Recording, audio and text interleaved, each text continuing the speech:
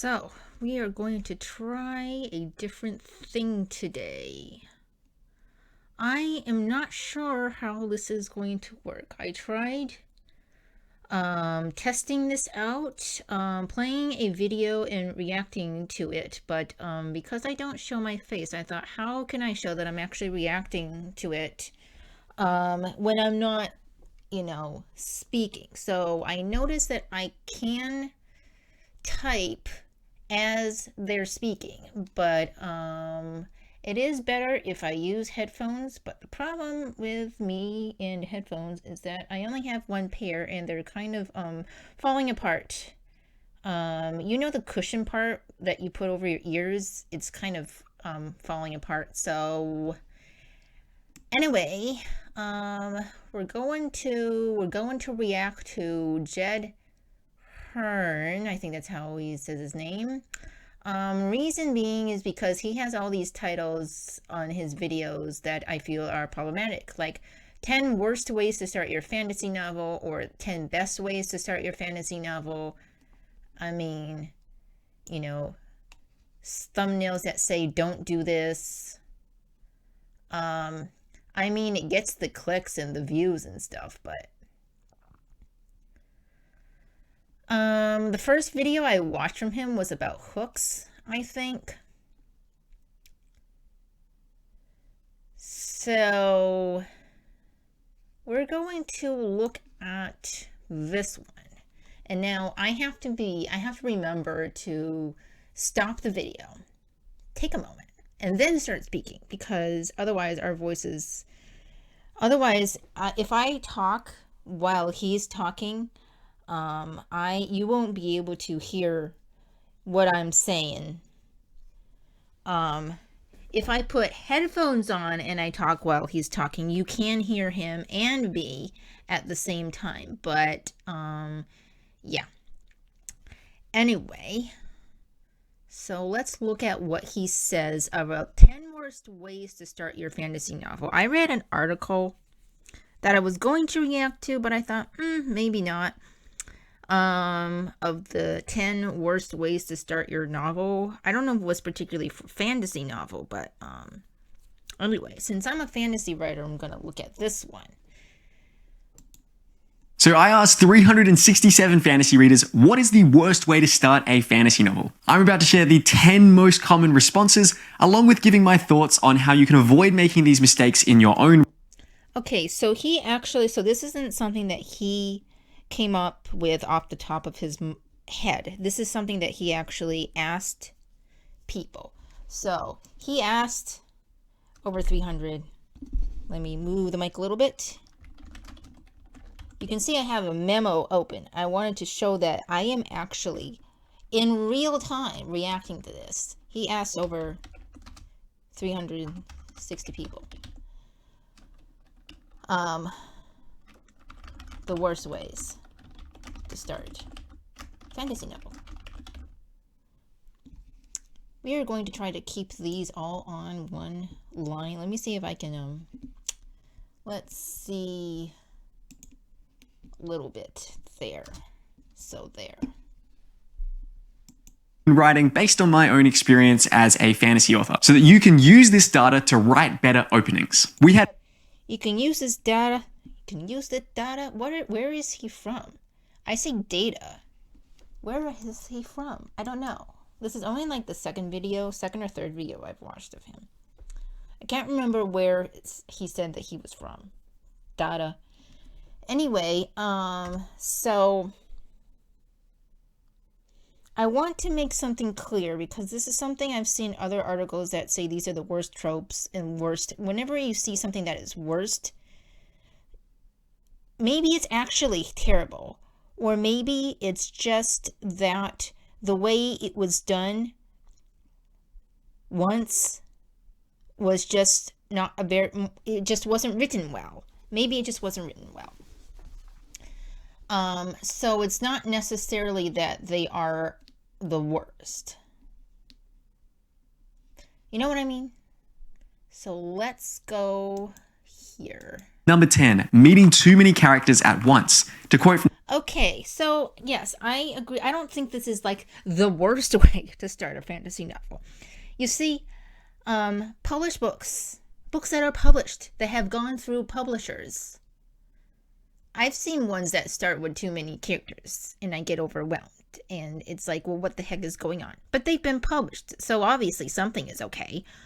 So, it's not favorable. I can agree that introducing too many characters at once is not favorable. How should we do this? So he goes through 10, 9. So he goes through 10 worst ways. Yes, it's in the title. Am I stupid? It is literally in the title. So too many characters. So he really goes through. Let's just see what he says, how in depth. Some of these are a little bit longer. Meaningless action, prologues, dream sequence, made up words, and some stuff. Well, let's just see what he says. From the survey here. Hold on. Let's prove that I'm actually watching this. Too many characters. Too many characters. That's the first one. Or the last one, I mean, number 10. Readers hate when you introduce too many characters in the first chapter. If it's in the format of a visual novel, it's a bit better if done right, but for a written book, throwing out 20 plus characters in a row, conversing with each other, is just confusing. Another response. I wonder what book that they've read that has that many characters in the beginning. I mean, like, if you think of an omniscient book, and it's all in third person and it's omniscient, and you're looking at a whole bunch of people at the same time, it might be a lot of characters. Does this mean that all these characters are characters with names, or there's just people?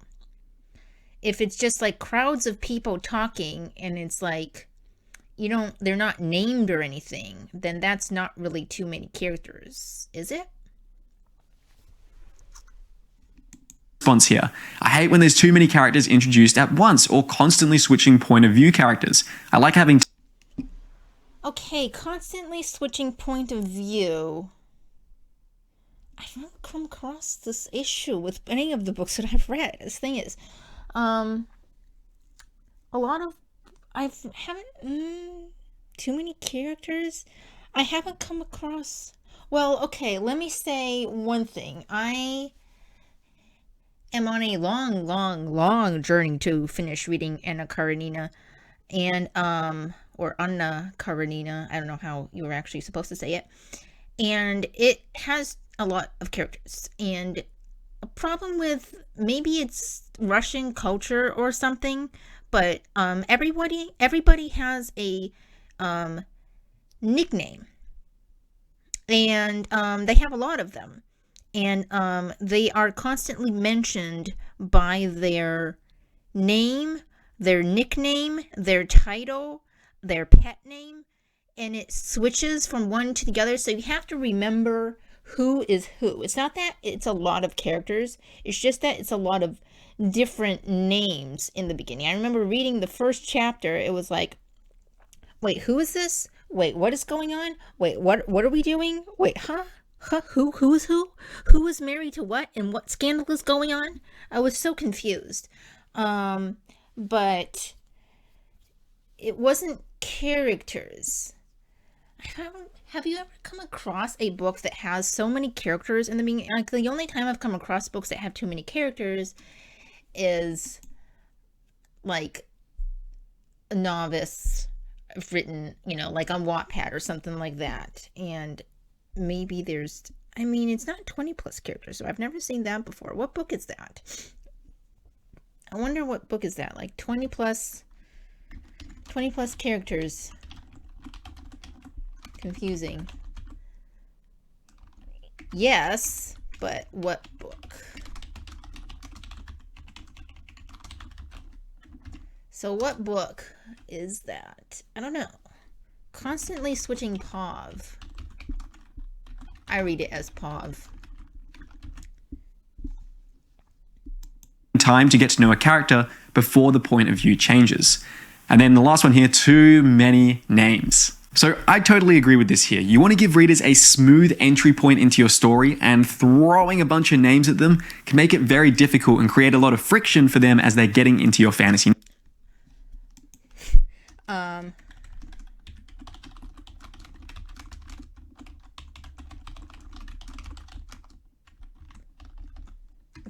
Create a lot of friction for them.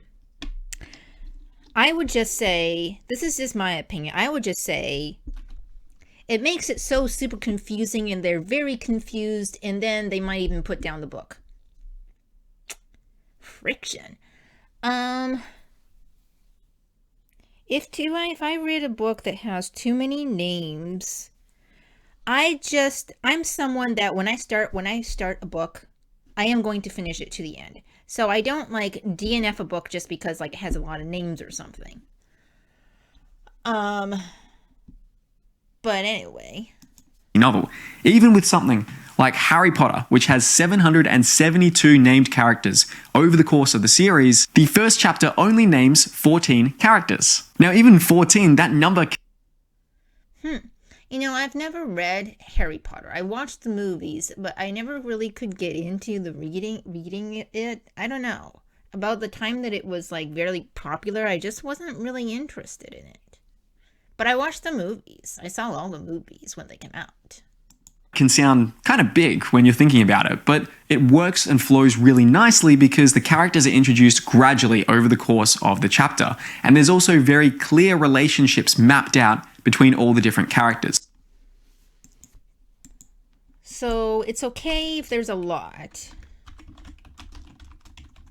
It's okay if there's a lot of characters. If they are introduced gradually over the course of the chapter. Is that the thing? If they are introduced gradually over the course of the chapter, and you get their relationships little by little. So it's okay if so HP had 14 characters in the first chapter. Was it the first chapter? Is that chapter 1? Yeah, it says into your story, and throwing a bunch of names at them can make it very difficult and create a lot of friction for them as they're getting into your fantasy novel. Even with something like Harry Potter, which has 772 named characters over the course of the series, the first chapter only names 14 characters. Now, even 14... The first chapter only names 14 characters. 14 characters is still a lot of characters to name, but I mean, it's kind of understandable in a way because it's sort of a, I'm guessing it's like a school setting? What? Or do they not, does he not go, I don't really know, I don't know how the book is, but if people are mentioned only briefly, then I just completely forget about them. I don't count people who are mentioned only briefly. I won't like consider them like a character that has appeared in the book, you know? They're just mentioned once and never again. And characters that are actually mentioned multiple times is the ones I would consider the characters that appear in the book.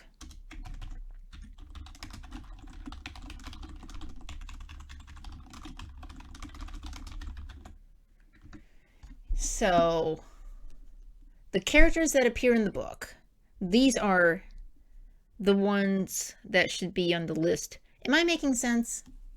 So, like, this name here, there is a name here at number 7, Jim McGuffin, a weatherman mentioned only briefly. I wouldn't count that as a name, as a character that appeared in the book, because he only appeared once and maybe never mentioned again. Yeah, anyway. Especially if it's some name that is only mentioned that I wouldn't consider it as appearing in the book. unless the actual person appears like multiple times, then for me that I consider that characters that appear in the book. Anyway. Relationships mapped out between all the different characters. It also helps as well that the story describes these characters in very distinctive, unique ways that makes them instantly memorable from the first page. For example, Professor McGonagall transforms from a cat into a human, and Rubeus Hagrid is a giant of a man who arrives on this huge motorcycle. Look critically at the opening in... Although, I don't think... Like, he's saying that characters have to have some, like... have to have some distinctness about them. I think that could probably be what they look like, what they sound like, so on. But the thing is, I don't think that they always have to be like distinct and unique. They can just be mentioned, like just an ordinary type of person. And then in later chapters, we gradually get introduced to their like relationship with the character. I mean, they could also be just like an unusual character, right? And then, I mean, they can be a normal character with an unusual relationship to the main character. That could be something that stands out, right? Maybe a unique relationship with character? Relationship with MC? Main character, MC. Or something. Your fantasy novel and ask yourself, am I overwhelming readers with too many characters here? Or can I pare things back and start in a more simple fashion? The next word... Can I pare things back? Start in a more simple fashion. He sounds very... I don't know. In a simple fashion. I mean, he sounds very sophisticated, the way he speaks. Which isn't a bad thing. I'm not saying it's a bad thing. I think it's kind of funny, but I'm just saying, I mean, it's not a bad thing. I like the way he speaks. He's probably written this all out. Unlike me, who's just talking right now. I'm just talking. I mean, this is like if I just anyway. Worst way to start your fantasy novel, according to my survey here, is with meaningless action scenes. So one reader said that they really dislike a battle scene. Meaningless. Hold on. Fantasy novel, according to my survey here, is with meaningless action scenes. So one... Sorry, I'm doing this for the timestamps because I don't edit videos.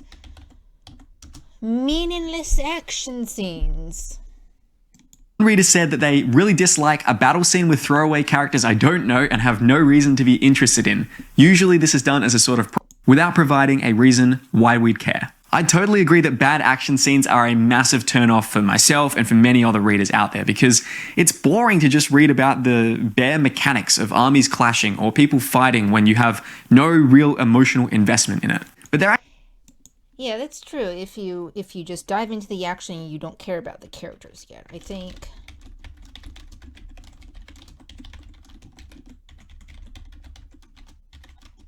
For caring about characters.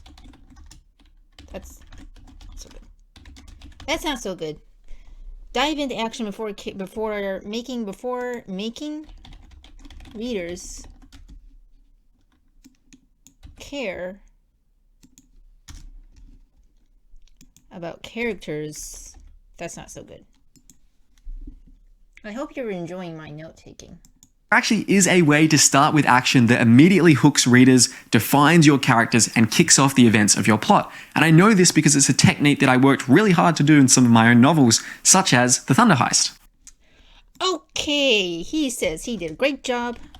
He says he tried really hard to do it in his own novel. Is he a good judge of that? which has left readers leaving reviews like this. This book is go, go, go from page 1, which kept me riveted and excited. Thanks, Sam, for that great review. And then right from the beginning, it is high-paced and engaging.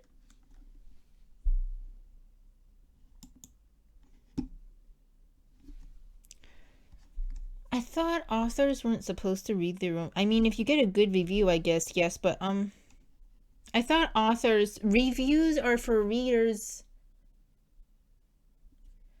Well, I guess, I mean, they did not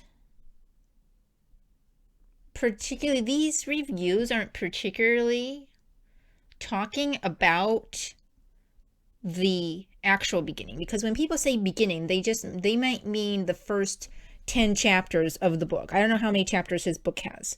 That might be referred to as the beginning, or maybe the first 3 chapters. For me, the beginning of the book is like the first 3 to 5 chapters. I don't know if they're referring to that or they are actually referring to the very first scene, because that will make a difference. You know, if you're just referring to the first scene and you're saying that that was great, then yes, that would be, great. That would be very great.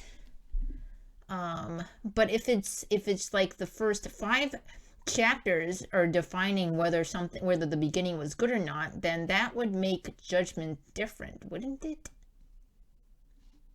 Engaging from start to finish, says Matt. So what is the difference between writing boring action and meaningful action?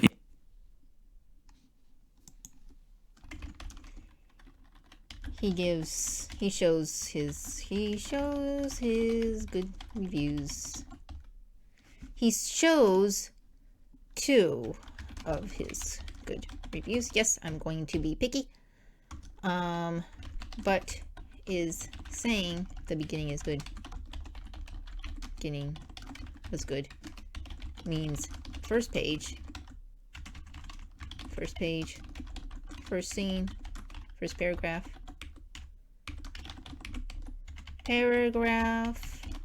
or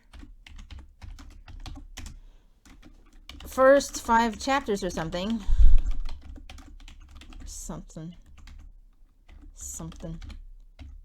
I don't have space. I want you guys to see the full page, so I'm not gonna go to another anyway. In chapter 1 of your fantasy novel? Well, boring action thinks that just the action itself is enough to interest readers, whereas meaningful action realizes that the Please, are you going to explain what you mean by boring action and meaningful action? I want to hear that. Careful about learning from movies when it comes to writing.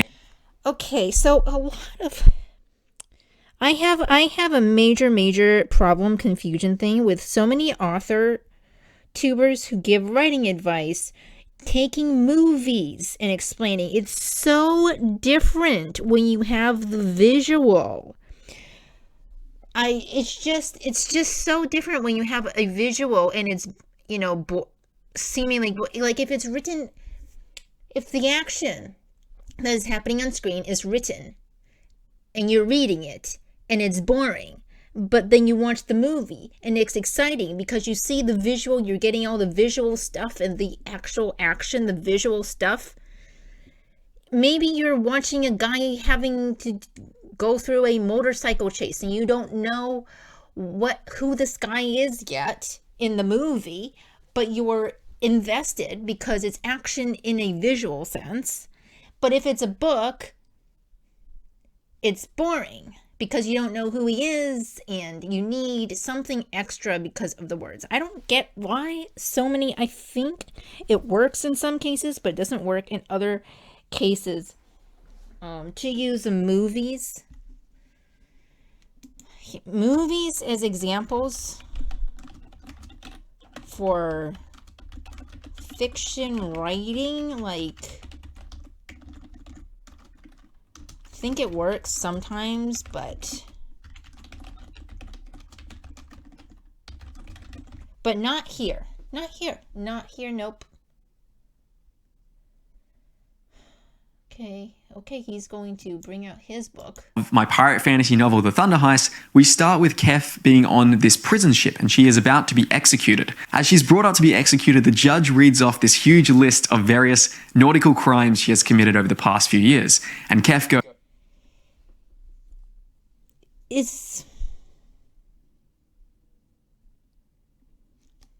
She's about to be executed, so the scene, I don't know how well this is written. I don't know the book. He doesn't show it. Can he not show it? Can he not read his book? Goes, not bad, you got about half of them. And so immediately we get this sense of Kef being this very competent, cocky master pirate with a very reckless and... I don't know if we get it that she's a master pirate, but like, I don't know if I'd want to read a book that begins with a list. I mean, it depends on what kind of list it is, but how do you know that part is what readers are saying was good about your beginning? Like, how do you know that? Like, the reviews that I saw that you showed wasn't anything about what you're talking about right now with a smile on your face, of course, because it's your own book and you feel giddy about it. I understand that, but like, he gives examples from his own book without reading the book to the audience of his channel who may not read it. That is not good. You should actually plaster it onto the screen, the excerpt, so we can see. Also, it would be good if you could actually reach out to people who have read your book and tell you exactly what part of the beginning they found exciting and riveting, if they actually did find it exciting and riveting. Is it the first scene, the first paragraph, first page, first 5 chapters of something?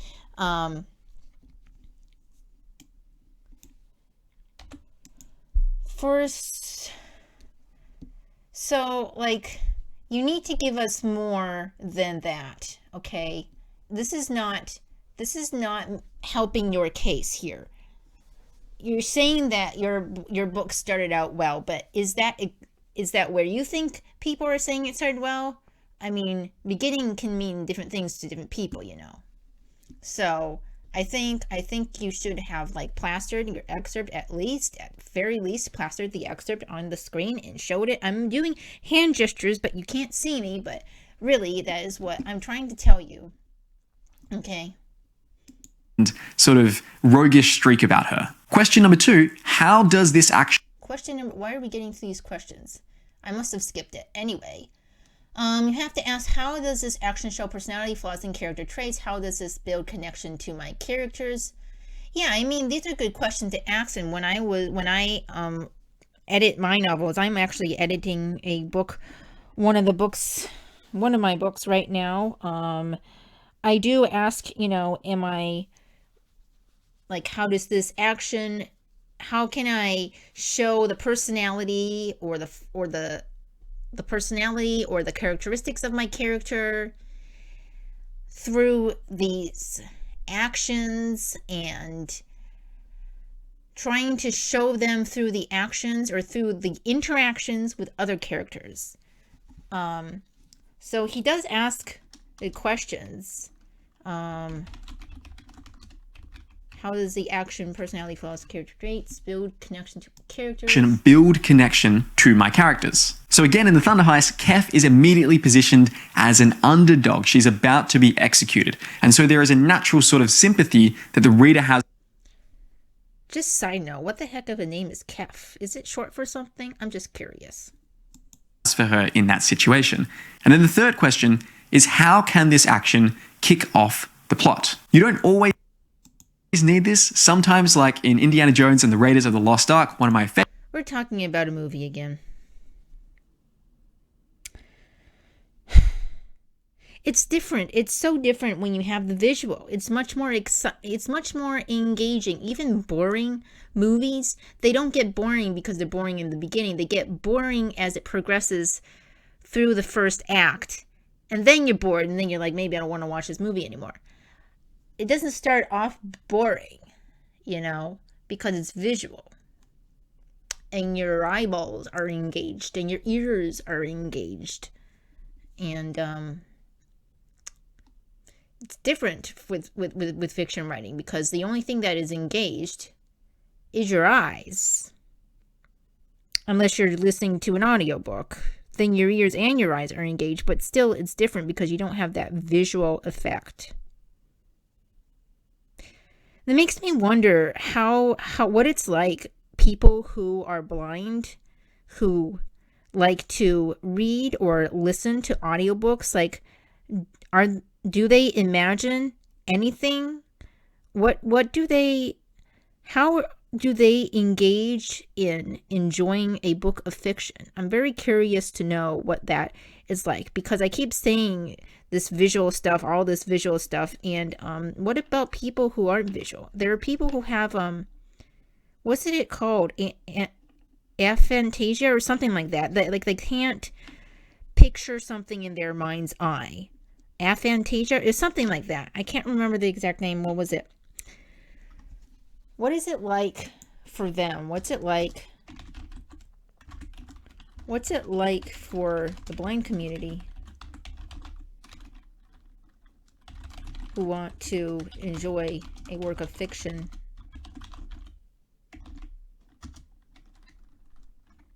Do they imagine anything? What about aphantasia? Don't know how that's spelled. I feel like that was it. What is the reading experience like for them? Favorite openings ever, you can just have a self-contained action sequence that defines characters and tells you a little bit about the world, but doesn't necessarily have huge relevance to the plot that's coming ahead. But if you can figure out a Hold on a moment. You can just have a self-contained action sequence that defines characters and tells you a little bit about the world, but doesn't necessarily have defines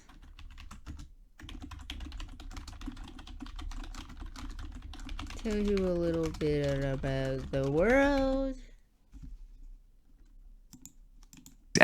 You can just have a self-contained action sequence that defines characters and tells you a little bit about the world, but doesn't necessarily have huge relevance to the plot that's coming ahead. But if you can figure out a way to link the opening action in your story to the wider events of your book as a whole, it's probably going to make a more resonant story. So for example, in the doesn't necessarily have huge relevance to what is coming up. Defines, this is what he said, okay? Action that defines characters and tells you a little bit about the world, but doesn't necessarily have huge relevance to what is coming up.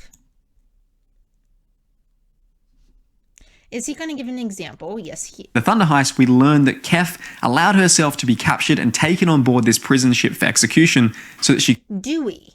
Fine. I mean, look, if you're showing your book, please show an excerpt, plaster it on the screen, or read it. Actually read the book, because I'm not getting anything. This is not helpful. You're just telling me like jargon words, like defines the characters and tells you a little bit about the world, but doesn't necessarily have huge relevance to what is coming up. I mean, I don't know how to apply that to my own writing. I mean, this gives me nothing. I like examples. Maybe it's just me. I don't know. Maybe I'm stupid or something. No, I'm not stupid.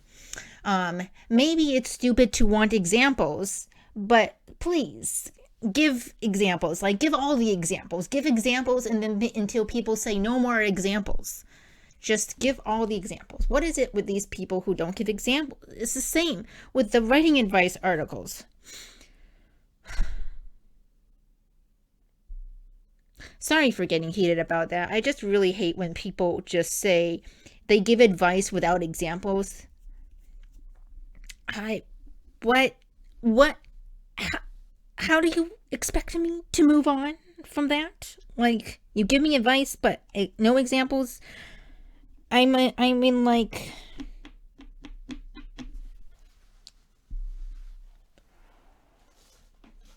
defines the characters and tells you a little bit about the world. I mean, this all blubby stuff coming up here is not really helping.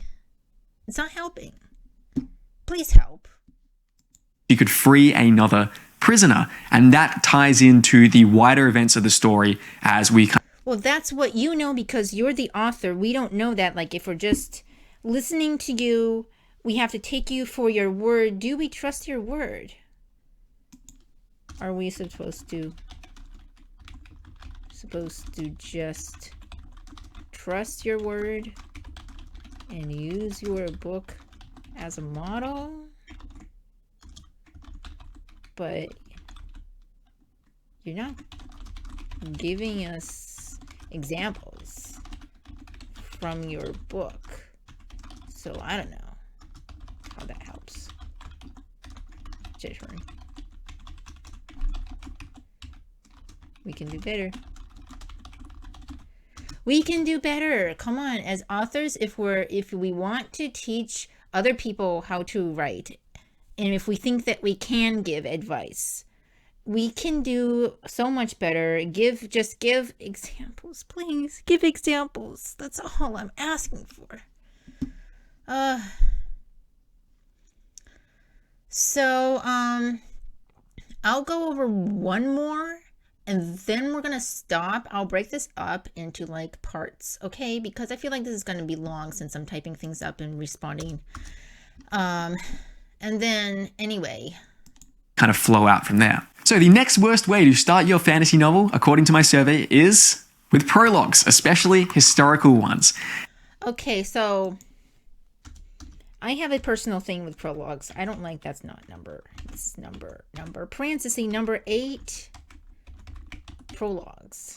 Or prologues. Depending on where you're from. Is with prologues, especially historical ones. Now, this is a bit of an interesting one. Prologues can be a certainly divisive topic within the fantasy writing space. So one reader said that it's bad to start with a prologue that happens years, decades, or sometime long ago before the story begins. Sometimes it even takes place in a land far away. Who cares about characters or places that are not in the main story? Another response said, I don't like prologues that show where it felt so tonally removed from what followed, or the characters or point never came back that it was almost a distraction while I tried to read, especially the first chapter.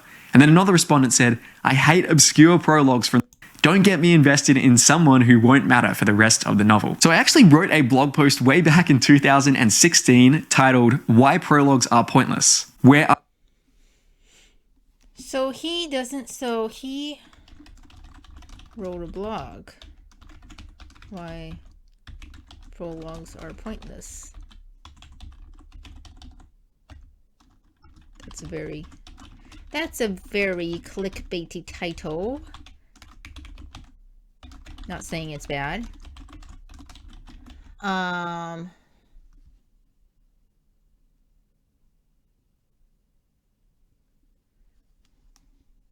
So for me with prologues, like I have a bit of a thing with prologues. I don't mind reading some of them as long as they're not more than 2 pages long. Because if they're more than 2 pages long, I'm thinking like, oh my gosh, do I have to read this? But I read it anyway. I don't like writing prologues. I don't like having prologues in my books. I like peppering it throughout the story. Personally, that's what I like to do, but I mean, each their own. I expressed my unbridled hate for prologues, and if you asked me at the time how you should go about writing a prologue, I would have said, don't. But I've somewhat changed my mind since then. So if you've changed your mind, did you actually update that article? Writing advice articles can be updated. They're not frozen. They can be updated. He said he wrote it in 2016, which was this video he published 1 month ago. He wrote that in 2016, which was, it was 8 years ago. That deserves an update, right? It deserves an update. I still think that in 95% of cases, it is a bad decision to start your story with a prologue, purely because they tend to be so overdone and they have massive connotations in readers' minds of being a way to info dump or to just explain a bunch of history that has no real relevance to your story. And so you're sort of fighting an uphill battle as a writer when readers see the word prologue. And you'll actually notice that some authors are sneaky about this. They will write a prologue, but they'll just call it chapter 1. So again, the stuff. I feel like I've seen that. He says some authors. He says some authors write a prologue, but call it chapter 1. I've seen that, I think. I've seen that, I think. Start of Harry Potter is a prologue. It takes place when Harry is a little baby, but it's called chapter 1, and it makes the story feel so much more immediate just because of that tiny little change. So that can be something to think about as well. It is also worthwhile noting that a prologue... That can be something to think about as well. So you're saying writers can write a prologue, but call it chapter 1? Prologue can give you a unique advantage as a writer that you can't get access to if you just start with chapter 1. For example, if you just start with chapter 1, my brain just melted. Hold on. That you can't get access to if you just start with chapter 1. For example, they can give you a hook which could otherwise be impossible to convey. In A Game of Thrones, for example, the prologue introduces these supernatural monsters beyond the wall in the frozen north. Then chapter 1 hooks us with much more interpersonal political conflict instead. This sets up a looming threat that hangs over the story and also immediately establishes that there is some kind of magic and supernatural forces in this world, and that would not be immediately apparent for... Yeah, I read the first Game of Thrones book. I remember feeling like I actually completely forgot about that supernatural element throughout the story because it seemed very sort of political and like backstabby a lot. Did they actually reintroduce that? I don't know what actually happened. It was a lot. That book was a lot. Or several hundreds of more pages, if not for that prologue. So having that prologue there kind of immediately establishes some key details about the world. But did we have to do it in the prologue? I feel like that could have happened, like could have been something that was peppered in throughout the story. I still think that it could have been, but I mean, that's my opinion. Which might otherwise feel jarring if the author waited until later to introduce those things. You don't have to wait until later. He says it would have been jarring to talk about magical stuff later in Game of Thrones.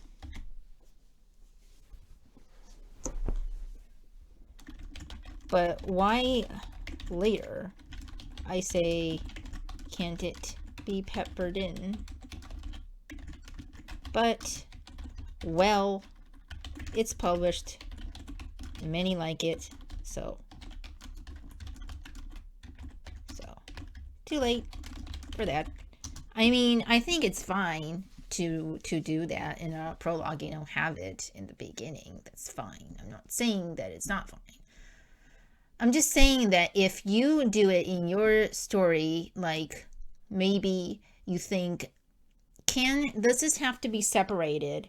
And the thing with prologues, I think, is that it brings attention to the thing. If you put something in a prologue, it really heightens, brings the attention to the thing. And so now you get readers who might be thinking about that thing that was introduced in the prologue and wondering when it's going to come out next. Unless you pepper it in, they're going to be constantly reminded about the thing. Am I making sense?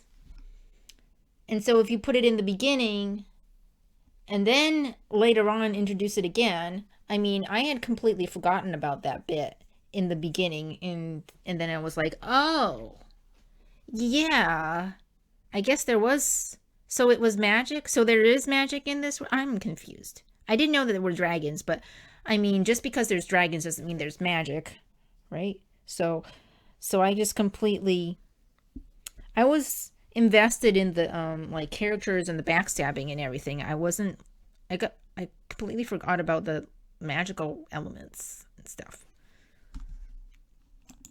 Another cool thing about prologues, which rarely gets discussed, is that they can give you license to try really cool and creative openings that almost serve as this really evocative mood setter for the story to come. So take this 2-sentence prologue from Never Die by Rob J. Hayes. Etami Cho woke to the screams of her own death.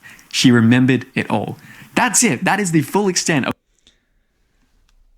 But why do you put that? Can't this be in the first... I don't know this book, but anyway. The prologue in this story. And I think it does a really good job of just instantly hooking the reader. So the rule of... So that book, you mean to say that one small paragraph was the prologue? But then it depends on, like, I read that and I'd be like, what is going on? I'm confused. And then you get into the first chapter and I don't know this book, okay? I don't know this book. But if it's something like, oh, she's in a village and she is looking for her brother, and I'm like, what is going on? I just get so confused. Maybe it's just me, but I get really confused about, like, the thing happening in the prologue is not directly connected to whatever is happening in the first chapter. I'm just immediately confused, and just either I try to forget that the prologue ever existed, or I try to, like, keep it in my mind, and I'm always searching for the answer to the prologue throughout the book. So I'm, like, not paying attention to other details. Is it just me? The thing that I do? The thumb for you to remember here is that prologues are going to fail if you are just using it and relying on it to lazily dump exposition. So he's saying a right thing. He says prologues are going to fail. Prologues are going to fail if it's only used for exposition. Or a bunch of details about your world to your reader. However, prologues can work really well if you are using it to set the tone.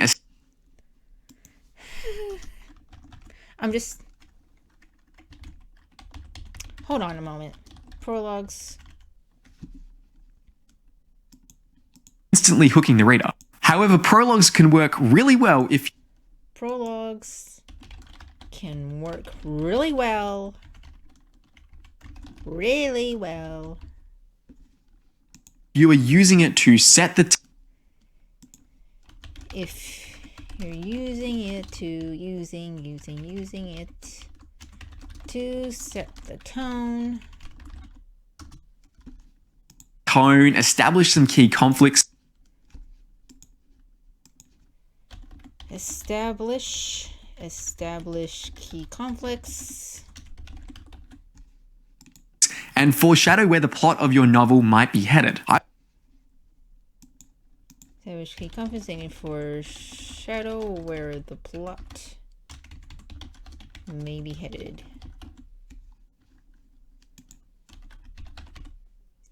Okay, so he said prologues are going to fail if it's only used for exposition, but prologues can work really well if you're using it to set the tone, establish key conflicts, and foreshadow where the plot may be headed. Is that what he said? However, prologues can work really well if you are using it to set the tone, establish some key conflicts, and foreshadow where the plot of your novel might be. Where the plot of your novel might headed. I've certainly worked with a lot of writers to help them refine their prologues over the last 2 years. He says, I've certainly worked.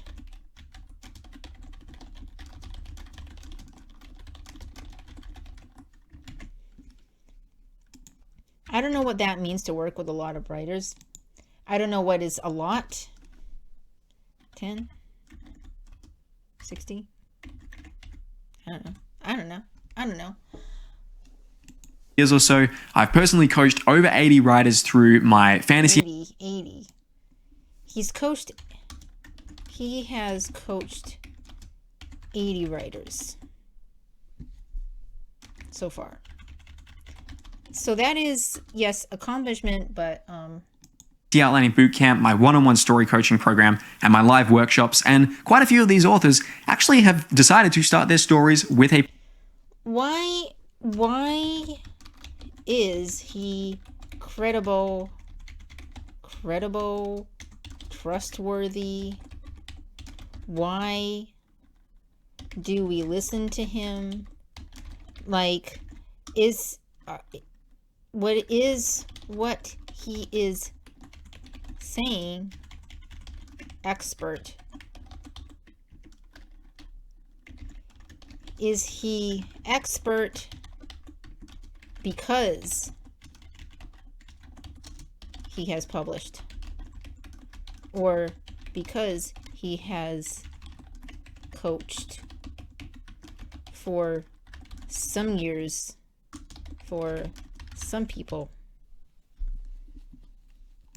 Prologue, and it can be a totally valid decision in many of their cases. What I always find with their prologues, though, is that trying to make them as short as possible so that they don't overstay their...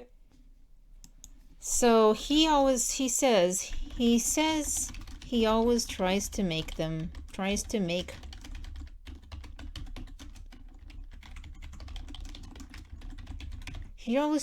make prologues short as possible. They're welcome. In every single instance where we've done that, it has massively improved the quality of their story. So doing this has massively improved the quality of the story. That is something to keep in mind when you're writing a prologue. Keep things as concise as possible. And then the next worst way to start... Okay, so we're not going to get into the next worst way to start. So he says a prologue can work really well if you're using it to set the tone and establish key conflicts, but I am confused about that. He says prologues are going to fail if they're only used for exposition. But if they're setting the tone and establishing key conflicts and foreshadowing where the plot of your novel might be headed, isn't that exposition? No? Yes? No? But if it's used to set the tone, why would you use a prologue to set the tone? Why wouldn't you use the first chapter to set the tone? Or establish key conflicts in the first chapter? Foreshadowing might be okay. I mean, I don't mind foreshadowing in prologues. I mean, I might forget them, but foreshadowing might be okay. But if you're using it to set the tone and establish key conflicts, wouldn't you just do that in like the first chapter? You're just writing the story by this point. Why would you have a prologue at all? But anyway, I'm not one to have a prologue, so if you want a prologue, you do you. It's fine. I'm not like against prologues or something. I just won't do it personally. And the reason is that I think everything can be peppered in throughout the story. So they're not bad, but there are ways to use them effectively in order to set up the plot. Like prologues, I feel like prologues shouldn't exist separately from the plot of the book. Even if it's like a series, it's not like a prologue for the whole series, it's a prologue for that particular book. And I feel like, this is my opinion, but something that is addressed in the prologue should at least be mentioned or alluded to in the first chapter, because I mean, I don't know about you, but I get really confused when it's like something happens in the prologue and then we don't see any reference to that in the first chapter, and I'm like, well, what was that prologue for anyway? And then later on, I need to go back to remember whatever was said in the prologue, because something came up that was like from the before, and I'm like, wait, didn't they say something like that in the prologue? I don't remember. I have to go all the way back to the beginning to check that. So, and then sometimes things that are mentioned in the prologue are later repeated in later chapters. So, if they're repeated, what was the point of the prologue? You know what I'm saying? So, I mean, I'm not a prologue expert, but based on what I've read, that's what I've seen and stuff. So, anyway, that was first 10 worst things. So we went over too many characters. Let's see, before I finished, got into the summary of this video. How do you like this style? Does it work? What do you think about prologues? Anyway, so we went over too many characters. We went over meaningless action scenes, and then we went over prologues. So what he said is like, the biggest critique I have so far is that if you're going to show your book as an example, at least give an excerpt from the book. And if you can't plaster it onto the screen, but I've seen him plastering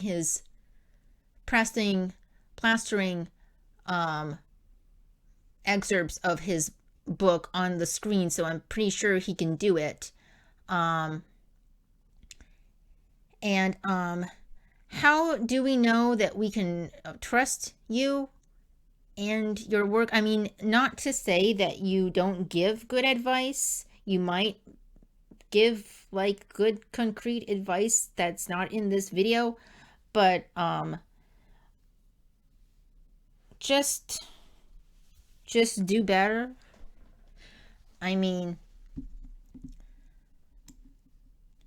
if you know what, I just want to say, I think Jed Herne is probably a decent guy, and he probably has some good stuff to say, but he can definitely do better.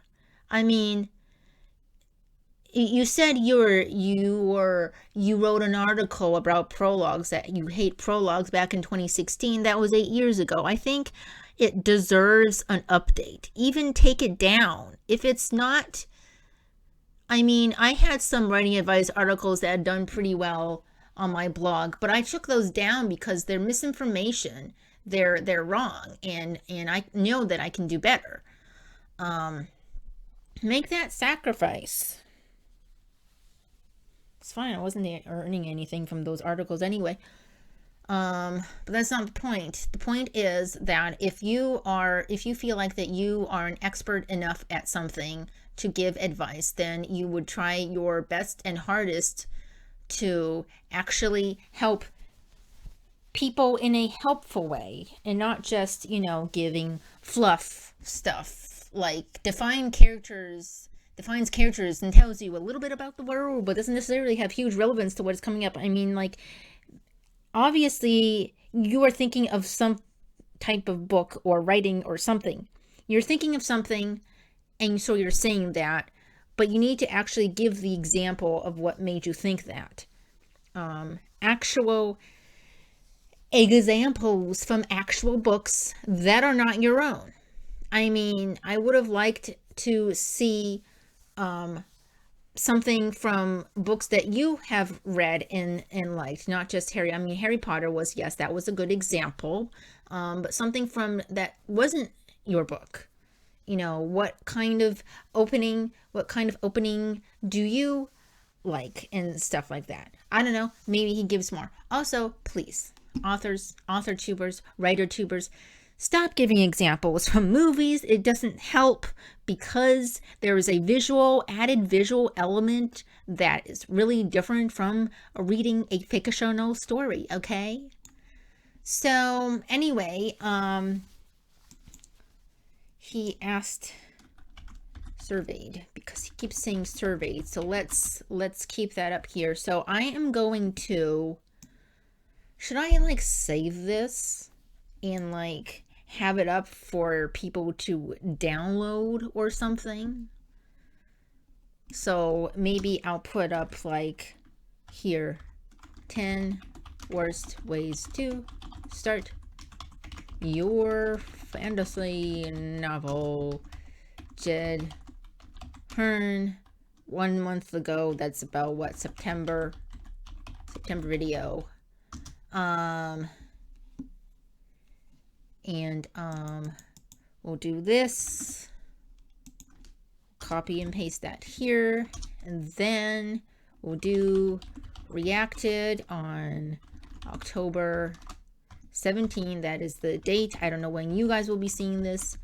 2024. So now there is proof that I've actually been reacting to this in real time.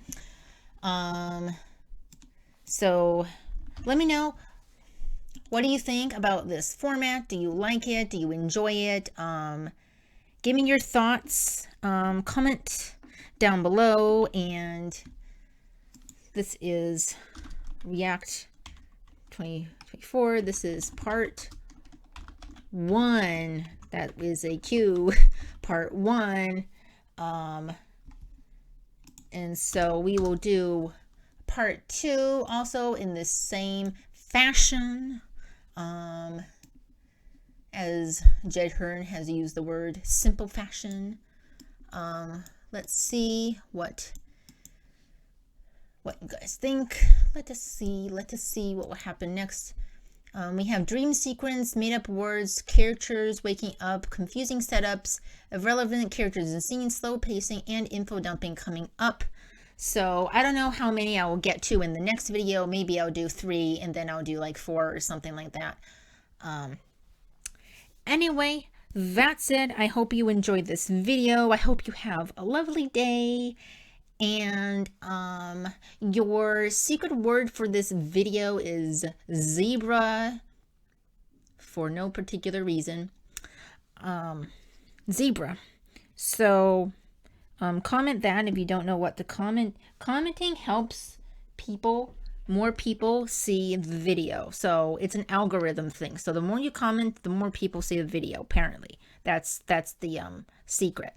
That's not really a secret. So let me know what you thought. So that's it. And what else do I say? I say keep hydrated. And I say I hope you have a lovely rest of the day. And the fox is out.